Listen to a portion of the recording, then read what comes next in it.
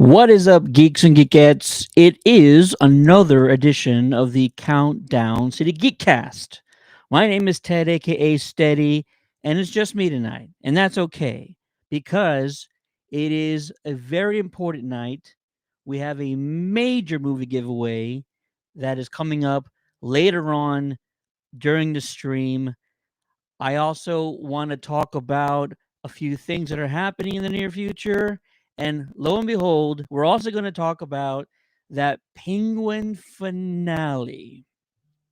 I will let you know and give you a spoiler warning before we get into the details of it all. But if you saw the Penguin finale, I want to hear from you guys. I want to hear from the first episode to the last one, your thoughts about it. And that's going to be coming up very soon. But if you're joining us, you know how we always start out the program. We start off with the weekly geeky headlines.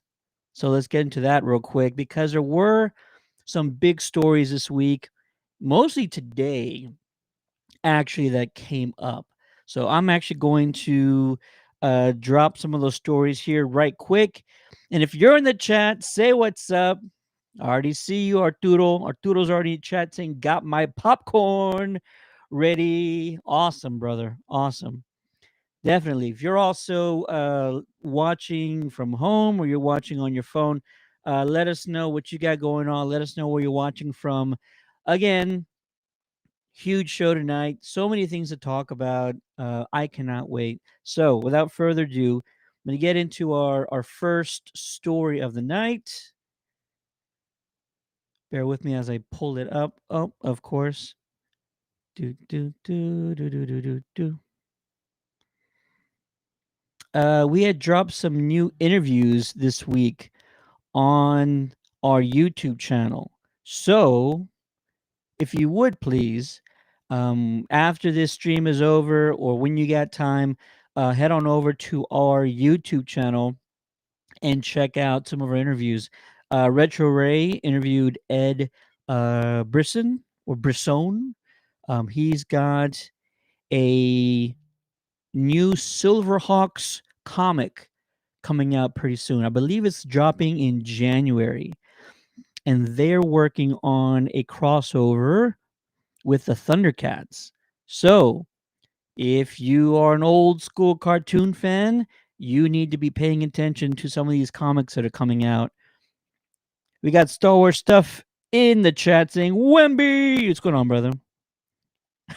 Art says, I'm watching from the Spurs game. You're at the arena, which, if you are, uh, bro, that is like major high praise right there. Um, I love it. I'm actually recording the game, so I'm going to catch up with you all pretty soon. CJ, also watching from the Spurs game. I hope they're more entertaining right now. I hope they're winning and you guys aren't watching because they're getting blown out. But seriously, thank you all for being here. Ed interview up on our YouTube channel. Also, if you haven't already seen it, we also have an interview with Michael Wilson. Michael Wilson, who you know is a guy that does all the cool sound effects with his mouth, who was in Spaceballs. He was also in the Police Academy movies. Our newest member to the team, Sabrina Cinema, had a great one-on-one interview with him, an exclusive interview that is also on our YouTube channel as well as Facebook. Hopefully, you're already one of the few thousand people who've watched it. He's a national treasure, and a lot of folks have already expressed their sort of gratitude for him. And the best part, I'm going to spoil a little bit of it. The best part about the interview was that, of course, he confirmed that Spaceballs, the sequel, aka we hope they call it The Search for More Money, is already well into development. It's already been announced.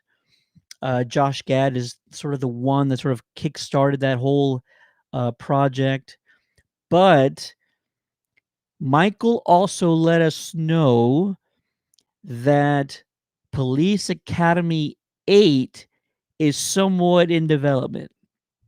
He says it's in development. He says he talked to a producer recently who's sort of working on it. So cross your fingers that it actually gets far enough to where we can actually get the project rolling because that's what we really want. I don't know what a police academy movie in this day and age would look like, but I want to find out. So please, if you get a chance, go check out the interview with Michael Wilson, and yeah, he's fantastic. Art says it's halftime. Sweet. Well, appreciate you gentlemen being here. Sabrina in the house. What is going on? Fantastic. Okay. A few additional things to talk about. If you haven't already heard, if you are sitting in a bubble somewhere, you should know that you can now watch Deadpool and Wolverine on Disney Plus. That is right. The wait is over. You can now watch Deadpool and Wolverine on Disney Plus. Along with the movie, there is also a brand new Marvel Studios assembled featurette, which talks about all the behind the scenes stuff, great interviews, just fantastic behind the scenes clips of the entire production, and it's close to an hour long, so it's definitely worth it. I've been watching a little bit of it at a time as I was working this morning, and it's just fantastic. So when you get a chance, go check out not only the movie on Disney Plus, but also go check out the Marvel Studios assembled on Disney Plus as well. All right, let's get into some more geeky weekly headlines. This one was a big one. This dropped the other day, and it involves the legendary Denzel Washington. If you haven't already heard, Ryan Coogler, who is writing the third Black Panther film, no details surrounding what or who it's going to be about. He, although it was revealed by Denzel himself that Ryan is actually writing a role for Mr. Washington in the next movie. It's a long way of saying Denzel Washington is joining the MCU. I think it's incredible. They've done a fantastic job of bringing in sort of these high caliber actors already in multiple movies. I mean, Glenn Close was in a Guardians movie, right? Um, there's just, if you have an opportunity to cast an individual like Denzel or, um, oh my gosh, Angela Bassett. Oh my gosh, in these MCU movies, you take the chance. They're not doing it because they need to. They're doing it because they want to. Denzel doesn't need to do a Marvel movie by any means. He's already got a legendary career and he's got all the money from what he's done so far. But he actually said in an interview for the movie that we're giving out later on today, Gladiator 2, in an interview, he actually mentioned that he's at a point in his career where he's kind of done everything he's kind of wanted to, and he's picking very carefully on the last remaining projects because he plans on retiring soon. He's always thought about doing a Marvel movie, so now he's taking the opportunity, make sure he gets that out of the way before he officially retires. So, along with Gladiator 2, which he stars in, which drops next week, and maybe you'll be one of the lucky ones to win our advanced screening passes if you live here in San Antonio. Definitely check out any movie starring the legendary Denzel Washington because he's going to be retiring soon. He didn't specify exactly how many projects, but he said a handful or a few. So let's say that's what, three, four, five, maybe. more projects. He also stated he wants to work with people he's always thought about working with, and Ridley Scott is one of those directors, and that's why he's in the Gladiator sequel. So again, if you have an opportunity, definitely check out as many works of that feature Denzel Washington going forward. Um, and a very sort of tragic or sad story. Full House star Dave Coulier announces his cancer diagnosis. It was revealed earlier today that I believe it's stage 3 that he's suffering from. Just want to mention that our thoughts go out to him, his family, his friends. It's a stage 3 non-Hodgkin lymphoma. This is a type of blood cancer, and it starts in the lymphatic system. And yeah, he mentioned in an interview he did earlier this morning.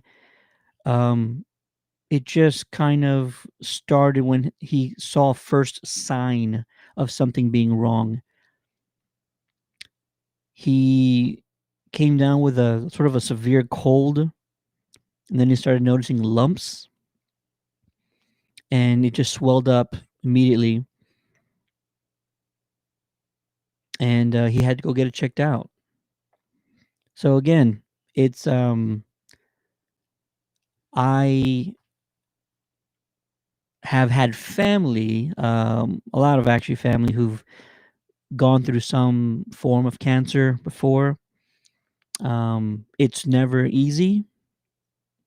So just want to kind of make that announcement there and keep him in your prayers. I'm sure a lot of you folks watching out there have been impacted or affected by someone you know or love who's gone through some form of cancer. So we're just wishing Dave the best. We get caught up on some of these.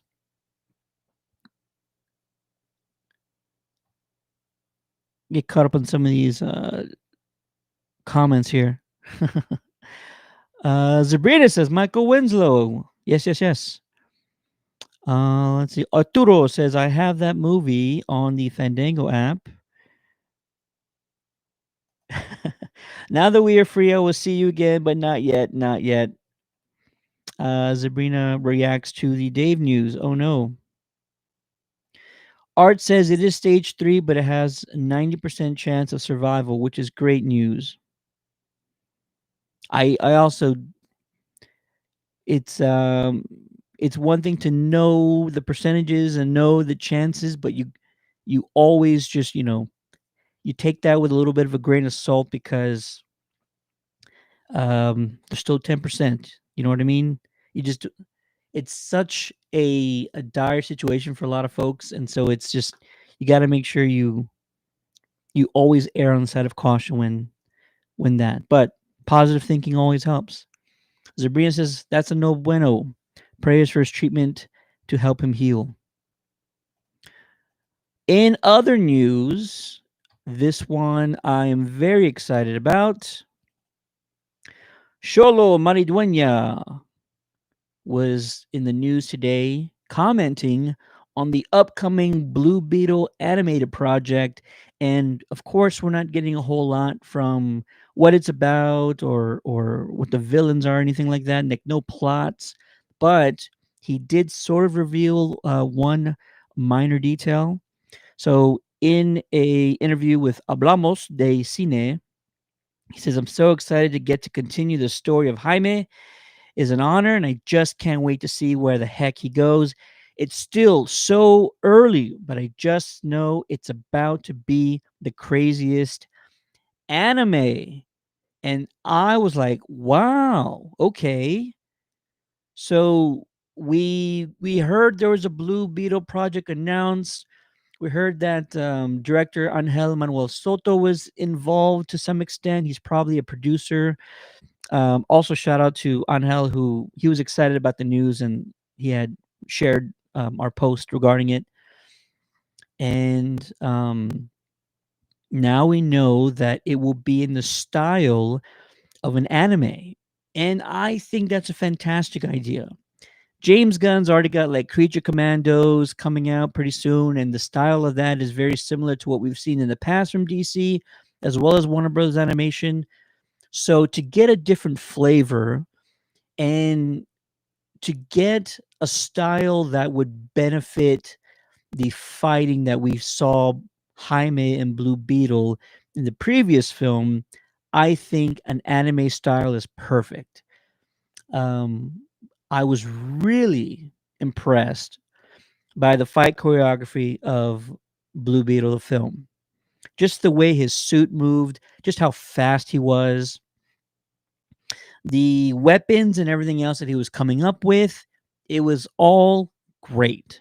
I really enjoyed it. If you don't remember how I felt about it, you can check out our review on it. We absolutely loved it. So, if this new project is going to be in an anime style, again, I think it benefits the way he fights. It benefits the weapons that he'll probably conjure up and utilize. I think it's the best opportunity. It gives him the most potential, and it'll be great. So, um, no matter what, anything that continues on with Blue Beetle, I'm in. I really want this to work out. And we already heard from James Gunn. You can expect more Jaime Reyes down the line, but I just want to make sure that he sticks around for as long as possible. I need it. Maybe some folks out there said, we don't need it. Nobody asked for it. Yes, I've been asking for Blue Beetle since Young Justice did Blue Beetle so well in their second season. Like, I don't even know, 10 years ago, it feels like. Young Justice came out with that Blue Beetle storyline. When you saw the way they portrayed the character, when you saw the plot that they built around the character dealing with the Reach, the alien life forms that wanted to take over the planet, that's when you knew, okay, somebody can do something like this for Blue Beetle in a live action film, and it would be great. So I really want to see this character continue. There's a lot of potential for them to come up with something that's really compelling, um, storyline wise. And Shola's just a great kid. Had had an opportunity. I've been lucky enough to talk to him multiple times in interviews, and he's just got a great head on his shoulders. He's so humble, and you want to see the kid succeed. I call him a kid, but he's also like 22, 23 maybe. I'm not really sure. All right. So if you have thoughts about the Blue Beetle animated project now being confirmed that it's an anime, drop your comments on that in the chat below. All right, couple more. It was revealed today that we've already sort of been confirmed to get 2 seasons of Daredevil. The Return, we'll call it The Return. The Return of Daredevil. Well, you can bet that there's actually going to be multiple seasons after that. It's already in development. They're already talking about it.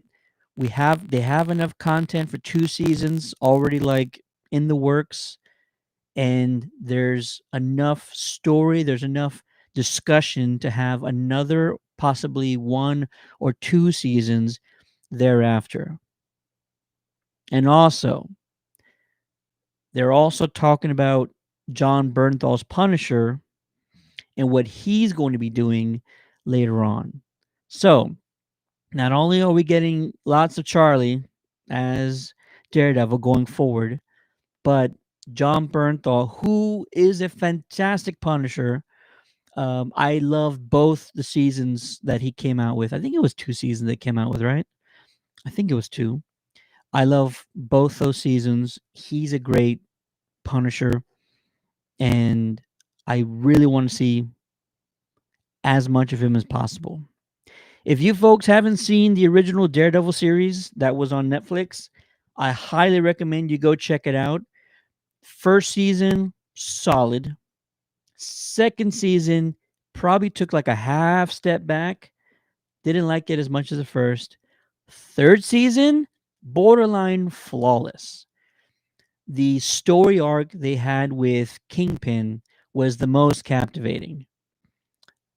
It was such a great story arc, and he was dealing with sort of his motivations, and he also had this love interest that he was trying to figure out, and it was just solid.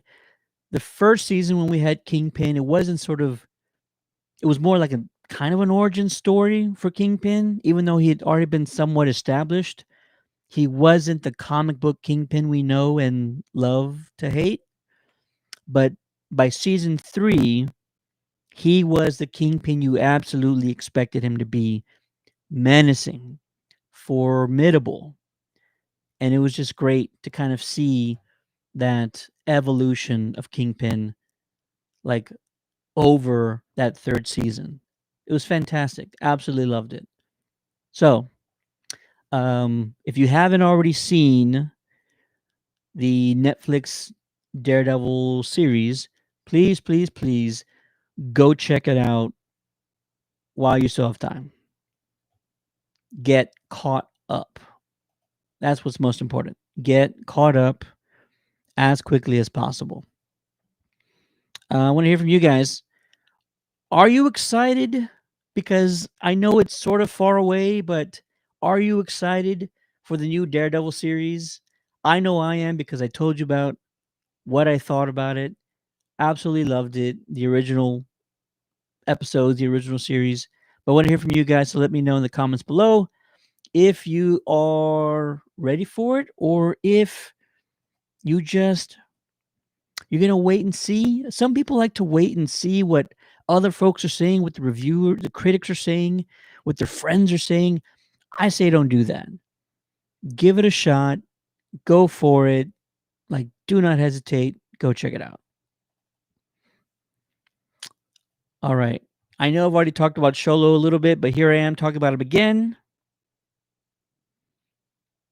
The part 2, or the second half of the final season of Cobra Kai, drops Friday. And I know you already have Friday circled on your calendar because it's Mike Tyson versus Jake Paul. I don't know what to make of that event, but I'm hoping it's entertaining. But also on Friday is the release of part 2 of the final season of Cobra Kai. I've been lucky enough to talk to Sholo about um, the final half, the final second half of the season, and I was also lucky enough to talk to. Oh my gosh! One second here. I was also lucky enough to talk to Dallas Dupree Young about the second half of the final season, and both of them said the same thing. It is action packed.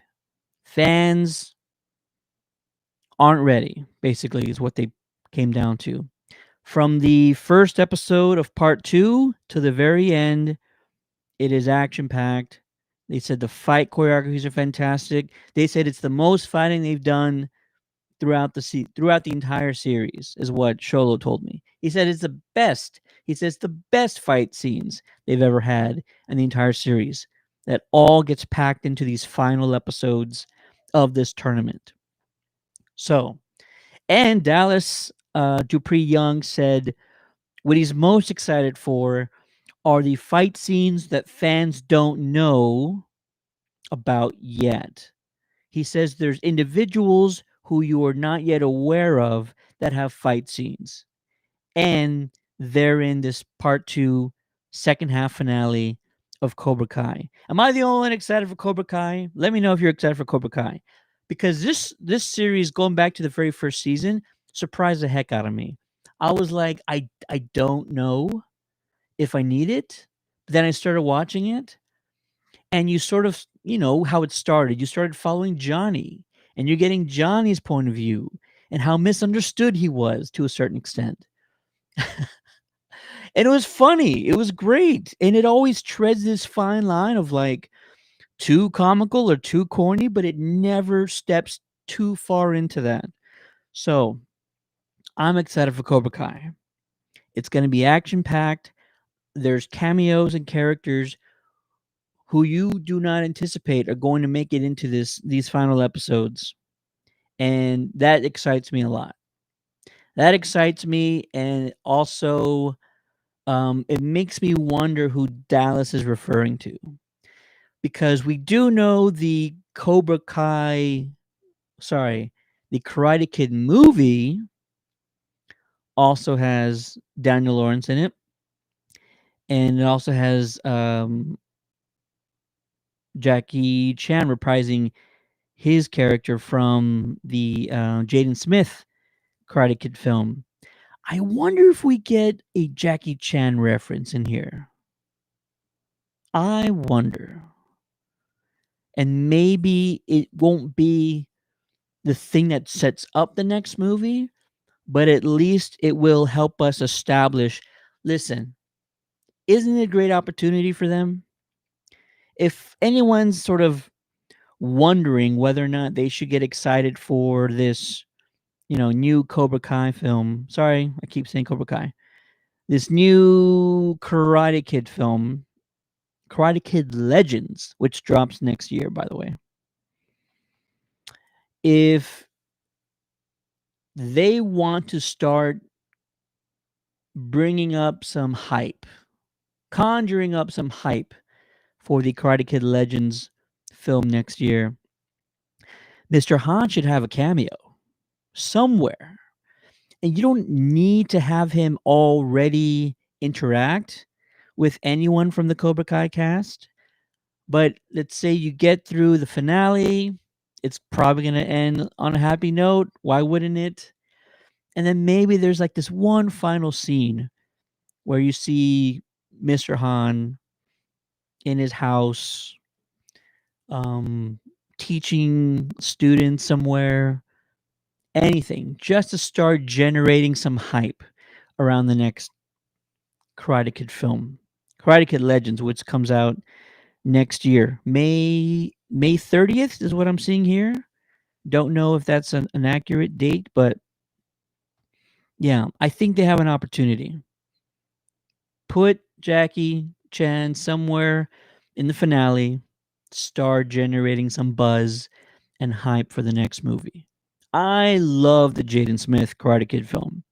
The fight choreography is fantastic. It's so innovative, it's so creative, and it's a bunch of teenagers, but man, they were hitting hard. It, of course, just, fight choreography, but they did it well. They did it right. And of course, it's Jackie Chan's stunt team that was in charge of everything. So when it's them, it's second to none.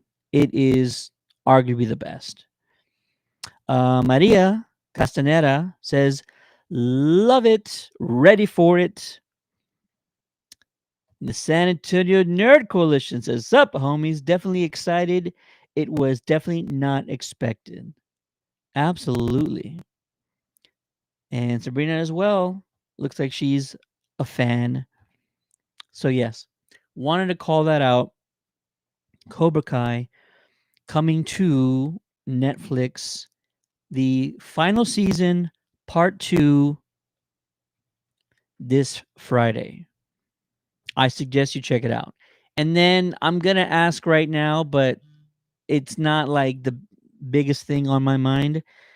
But if you are going to be watching Tyson versus Paul on Friday, let's go ahead and just see what you guys think about it. There's 1, 2, 3, 4. There's like what, 5 outcomes. There's a knockout by Tyson. There's a decision in favor of Tyson.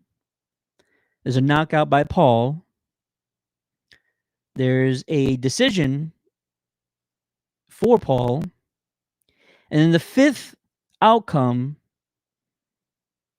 is a draw, which is possible, right? It is possible.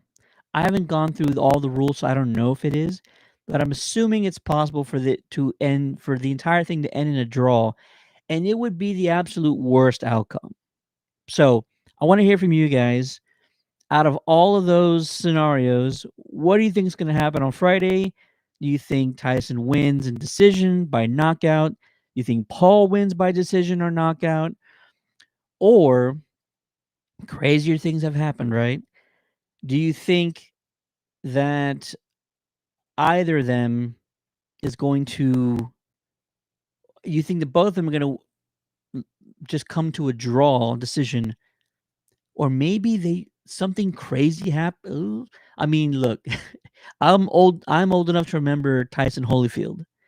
Um, the one of the wildest moments in sports history.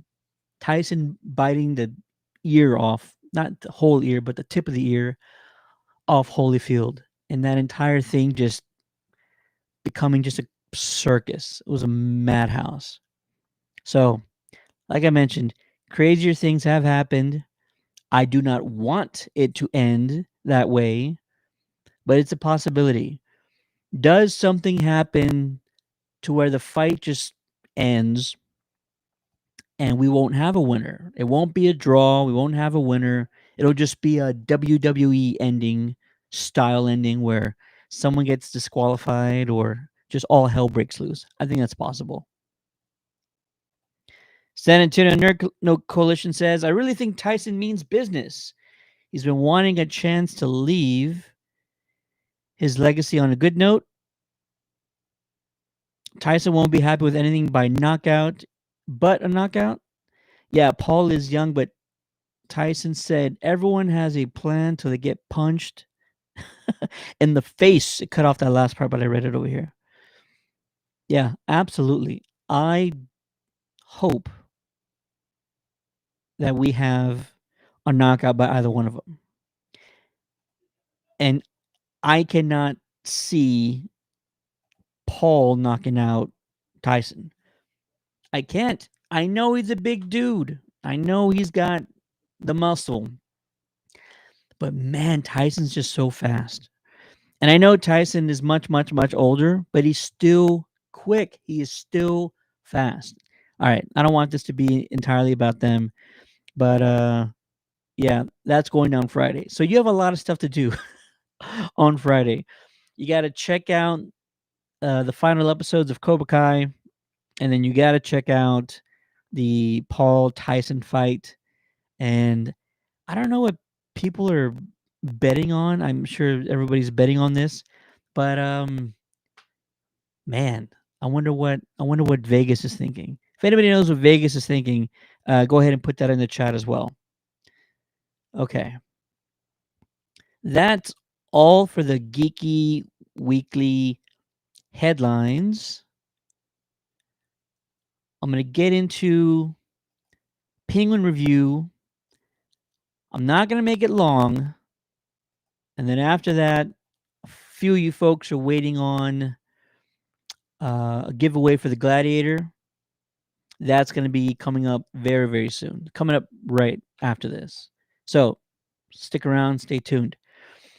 Again, if you haven't seen the finale of the Penguin, I'm not going to spoil it just yet. I'll let you know when I'm about to spoil it, so you can hang around until that happens.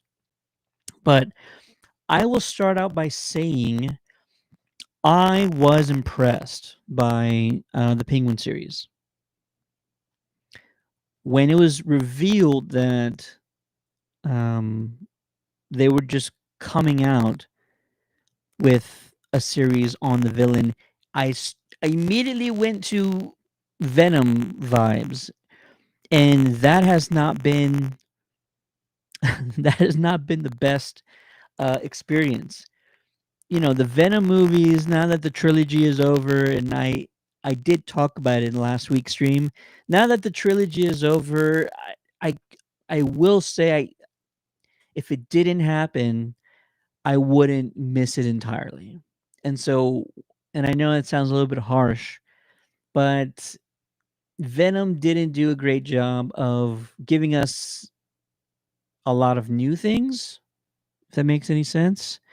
You're kind of going through the motions, you're kind of hitting the same old beats we've seen before, and the things that they tried to execute, they didn't do as well. So when they announced the Penguin series, I immediately thought, here we go, more villains, and I wasn't sure it was going to be worth coming out with the show. When the series started, you immediately got an idea of the tone, you immediately got an idea of how cinematic it felt. You immediately understood the effort that went into the series. For anybody who called it The Sopranos in Gotham, 100%. 100%. I said after our first review of the premiere, it definitely felt like um, Colin Farrell was channeling Tony Soprano. He was doing an amazing job of it, and he wasn't ripping off James Gandolfini entirely, but you understood they were aiming for that level of quality. CJ says, dude, the Penguin is fire. Absolutely. It absolutely is. Burnsie is in the chat saying, I love the Penguin. It was awesome. I love to hear it.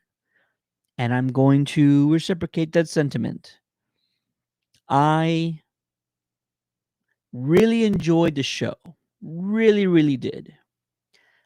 It wasn't the greatest thing ever. It wasn't groundbreaking in any sort of way because we've had gangster TV shows before, but the things that it wanted to do, it did extremely well. Every episode had this big dramatic twist or this really dramatic sequence in it. And that was every single episode throughout the series, and that's good writing. It had twists, it had turns. It reminded me a lot of Dexter in that our main character was always getting into sort of these really difficult situations where you didn't understand how he was going to worm his way out of things, and he somehow always did. Dexter was the best at that. But Penguin, Oswald Cobb, always was able to find a way out.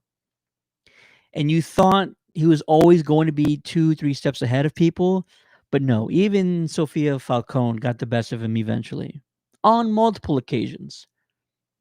She did, Maroney did, so it wasn't just one-sided the entire time.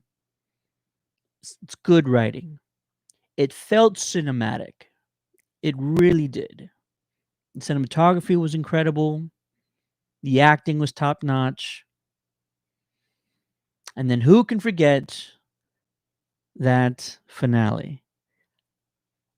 I tell you, everything they did, I absolutely enjoyed. Was it groundbreaking? I will say no. It wasn't a perfect show by any means, but it is a solid 7.5 to 8 out of 10 for me. Solid show from start to finish.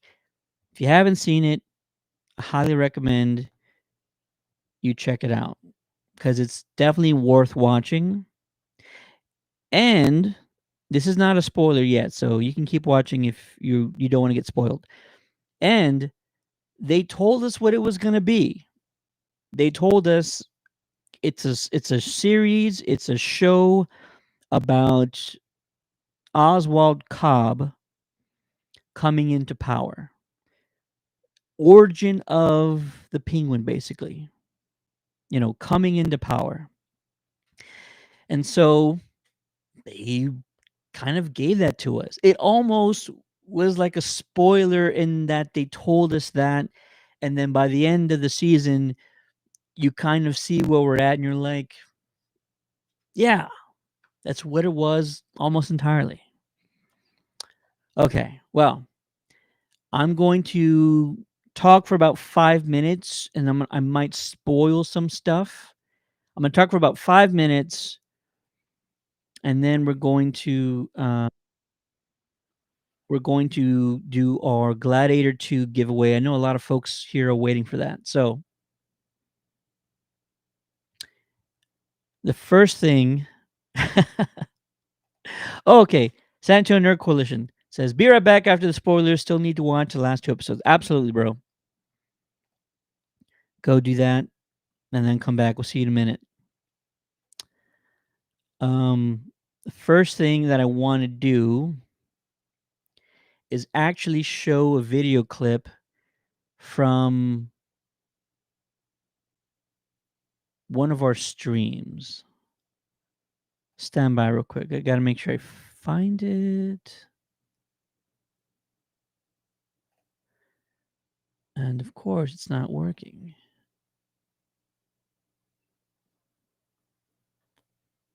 Oh, come on. Let's see here. So this was from one of our streams after the premiere, I believe. It was me and Dave. We're talking about the premiere episodes.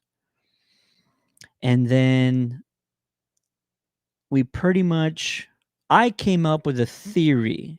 And this was after the 3rd episode. So you're going to hear a little bit about the 3rd episode. And then you're going to hear me get into it's not a fan theory, but I want you to hear, I want you guys to hear sort of where my mind was at, what my head was thinking about. And if you've watched The Penguin all the way through the finale, then you're going to know exactly how it all ended. And it's great when you have a writing team that doesn't give the fans exactly what they want, but a writing team that comes up with an ending that is sufficient, an ending that is fulfilling, even if it's a tragic one. So I'm about to show this right now. And here we go. This is a clip from our episode 3 review regarding the plot, the story, where it was headed, what I was thinking about at the time, and then we'll talk about the finale. Here we go. Episode 3. If I'm right, I love to like get into the mind of the writers, and I'm like, "Oh my god, please don't have this kid right off on the bus with the cute girlfriend." And sure enough, they made him stay, and I'm just like, "Oh my god." I mean, if I'm writing this show, this doesn't end well.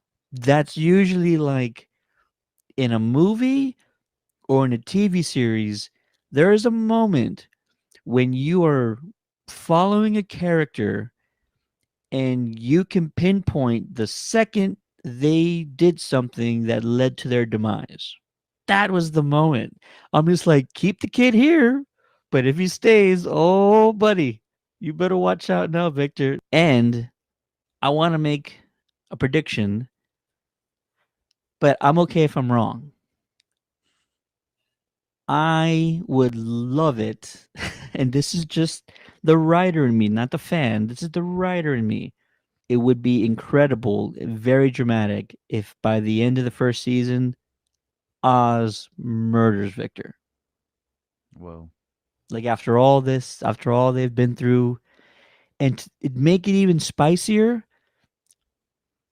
you have to make it more tragic than it already is. Wouldn't that be so incredible? I want to write this show.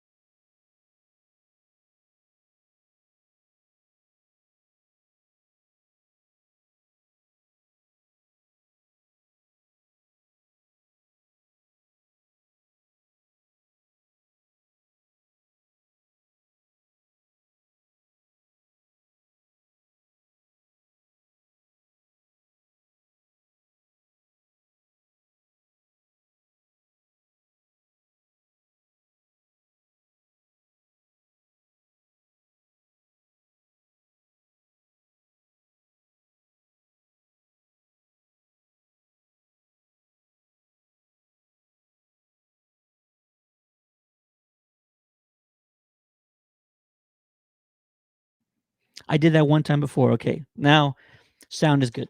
Okay. So I was just saying, yeah, Ted Stradamus, steady Stradamus. I was I was in this mindset of like this writing team back like a month ago when the show first premiered, and I really thought about it and said, the way you fulfill this show, the way you end it, is with like this big tragedy. CJ says it didn't allow for your negative vibes. That's hilarious. So they weren't negative though. It wasn't because I wanted a character to perish. It wasn't because I wanted someone to get murdered or killed off. It's not because I disliked any person. It was just the fact that what can you do to really elevate the story? And so that's what I was thinking about, and that's what the show ended up with. Wavelengths. We were right here, me and the writing team. So yeah, they pulled it off, and it was a perfect ending. Perfect endings don't always mean happy ones. A lot of movies, a lot of TV shows have had perfect endings that aren't happy endings. Now the Penguin is one of those.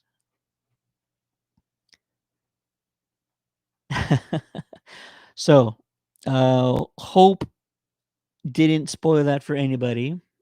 Nerd Coalition, you're back. Fantastic, sir. Just finishing up here. But yeah, so for those of you who are still recovering from the finale, I feel your pain, but just know that it was a perfect ending. And now, with the success of the Penguin, I believe over 2 million viewers for the finale. There's already talks about them getting Barry Koenig's Joker his own series. And I'm not completely entirely set on Matt Reeves's Joker. I think part of me just always wants there to be a very comic accurate Joker, and we've not received that before. Jack Nicholson's Joker's the closest, right? Jack Nicholson's Joker is the closest to a comic book Joker that we've ever received. Some of you are thinking Heath Ledger's Joker is the best. Yeah, no arguments here. But Heath's Joker wasn't a comic one. It wasn't a comic accurate Joker, but it was still a fantastic one. Probably my favorite as well. I still just want to see Willem Dafoe as a Joker. Like we we need to stop messing around, and we need to give Willem a bag of cash and tell him you're going to be the greatest on-screen Joker that's ever lived, and you can do whatever you want with it. And really, it's just sort of Willem as Goblin, being sinister and just taking it another notch or two up, and that's all I want. What if Fam says, "Yep, absolutely." So, what are your thoughts about that? They're now talking about doing a Joker spin-off series, and it is the Joker from the Batman, who we saw towards the end of the movie. I'm not sold on the look. I'm not sold on Barry's stature. Joker has always looked the best as this sort of tall, lanky, Jack Skellington looking guy. That's what makes that's part of the character that makes him so intimidating, so haunting, is just his stature. All right. Jack Nicholson Joker is like a mobster. Willem Dafoe would be a good Joker. Absolutely. Yes, Jax was a mobster. What's his name? 30 Seconds to Mars guy. Oh, it's not the worst Joker, but his is more of a gangster, modern gangster. And Heath Ledger's Joker was the most mysterious, and you want there to be a mystery with the Joker. His origin is ambiguous, which is good because Joker is basically chaos incarnate, and chaos doesn't need an origin. It's just chaos. So it helps the story that Heath's Joker, his origin was ambiguous. Keep that mystery alive. I would like there to be a Joker. I want Willem to do it.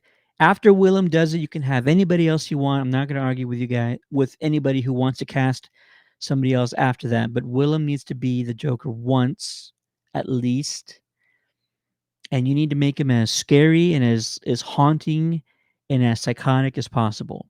It's probably not going to be an easy objective, an easy thing to pull off, but Willem absolutely needs to do it.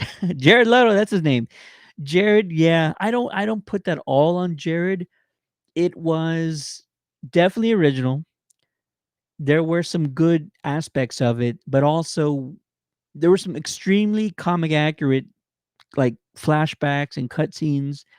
And then when it came down to Suicide Squad coming out, the theatrical release completely took out like half of Joker scenes. And so there's a lot more apparently good Joker scenes that ended up on the cutting room floor, not by David Ayer's choice, but by the studio's choice. Uh, by studio, I'm meaning the old regime at Warner Brothers. And yeah, they ended up messing that movie up. Willem Dafoe has a perfect grin for the Joker. 1,000%. The best grin in the world, and it wouldn't take that much. It's close to the prosthetics that Nicholson wore. That's how close it is. Jared Leto was more of a gothic Joker. Yeah, I agree with that. I do. Awesome. Well, yeah, that's my thoughts on the Penguin. I want to hear from you guys. A few of you folks already talked about how much you loved it, which is great. If you have anything else you'd like to share regarding the Penguin, drop those thoughts in the comments below. Um, Absolutely fantastic. Colin Farrell needs to be nominated for best out or outstanding actor in a drama series. I think that's the one that he would just be nominated for, even if he doesn't win for an Emmy. I think I said Oscar, but an Emmy for outstanding actor in a drama series. He just deserves to be nominated. 1,000%. If he doesn't get nominated, then there's definitely something wrong. Okay. Well, folks, Sabrina says, I would like to see Nicholas Holt as a Joker. He's a fantastic actor. I actually wanted Nicholas to play Terry McGinnis in a Batman Beyond project when Nicholas was younger. Now that he's older, he's actually being cast as Lex Luthor. So you will see Nicholas as, I believe, a bald or head shaven Lex Luthor in the Superman film, which drops in July. But I could see Nicholas being a Joker as well. I think he would be great at it. All right. If this is your first time watching a stream from the Countdown City Geeks, every now and then we like to give out some prizes to our followers, our appreciation. And so we've partnered with the folks behind the new Gladiator 2 project to give away passes to an advanced screening in our hometown of good old San Antonio, Texas.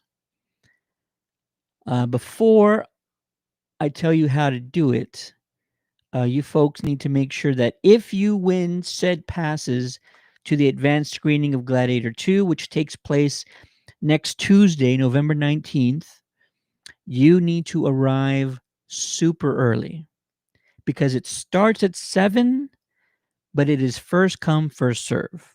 Seating is limited, and you will need to arrive I tell folks 2 hours early is a good time frame. If you don't even want to take that much of a chance, arrive earlier than that. But this is one of those movies that is going to be huge. It's going to be massive. And folks have already, who've seen it, the critics who've already seen it, have already been praising it. It's already blowing up. Um, High scores, high reviews everywhere. So if you're watching right now and you want an opportunity to win a pair of passes to go see Gladiator 2, all you need to do, CJ says I'm taking the day off. All you need to do is visit our website. Link is in the chat. I've pinned it, so it's probably at the top now. Go to our website, visit the contest page. You're going to click on the San Antonio link. You'll register on the studio site. And if you're fast enough, you're going to get a pair of passes to go see Gladiator before anybody else in San Antonio. Don't quote me on that, but it's an early advanced screening. It's absolutely free. You just need to make sure that you show up very early so that you do not miss it. And we will see you guys there. Um, Shout out to our latest addition to the Countdown City Geeks team, Sabrina, who has been absolutely crushing it with her reviews. She's put up articles on multiple movies that she's recently watched. Everything from Dune Prophecy, the premiere of Dune Prophecy, to Red One, A Real Pain, that stars Jesse Eisenberg, also directed by Jesse Eisenberg, and even the best Christmas pageant ever. So if you want to read about those projects, you want to show some love to our newest team member, Sabrina, head on over to our website and read a few of those. Read a few of those reviews up on our website. I need to get off the stream. Coming up next is the Countdown City WrestleCast. They have a very special guest in store, and Art's telling me that Wemby is lighting them up. Apparently, he's dropped 50. Ah, Sabrina says thank you, and I want to say thank you to Sabrina. She's been fantastic. Can you repeat? Where to go again? Okay, so there is a link in the chat. It's pinned. It's to our website, and you're going to click on the link. It'll take you directly to the contest page for Gladiator 2. Click on the San Antonio link. It should take you directly to the studio page. You'll register there, and it's limited quantities, so you got to go very quickly to our website, to the Gladiator 2 article giveaway page, and register with the link that's provided on there. You'll get emailed the passes if you're one of the lucky ones to win. And if by some chance we get more, I will for sure let everybody know. What if Fam says, got it. Thank you. You're very, very welcome. And also, like I mentioned, show up early. It's going to be a sellout for sure. Last thing I'll say about Gladiator 2 is Ridley Scott is one of my all-time favorite directors. I know folks know him for, his older films, Alien and all that. But I was at the right age when he had movies like Gladiator and Kingdom of Heaven dropping in theaters. And those two films, Gladiator and Kingdom of Heaven, are on my all-time top 10 favorite movies list. Those movies, for whatever reason, just resonated with me on a level that like very few films do. And yeah, I absolutely love just Ridley Scott's way of storytelling, and he's just fantastic. All right, folks, I'm out of here. Coming up next is the Countdown City WrestleCast. They have a fantastic guest for tonight lined up. You're not going to want to miss it. Be sure to check it out. Thanks to everybody in the chat for your comments. We got a lot more giveaways coming up very soon, so be sure that you are following the page. Your notifications are turned on. That way you do not miss out when stuff drops. For the Countdown to the Geeks, my name is Ted, aka Steady. Appreciate you all once again. Have a wonderful night. Go Spurs, go. And I will see you guys at the movies. Peace.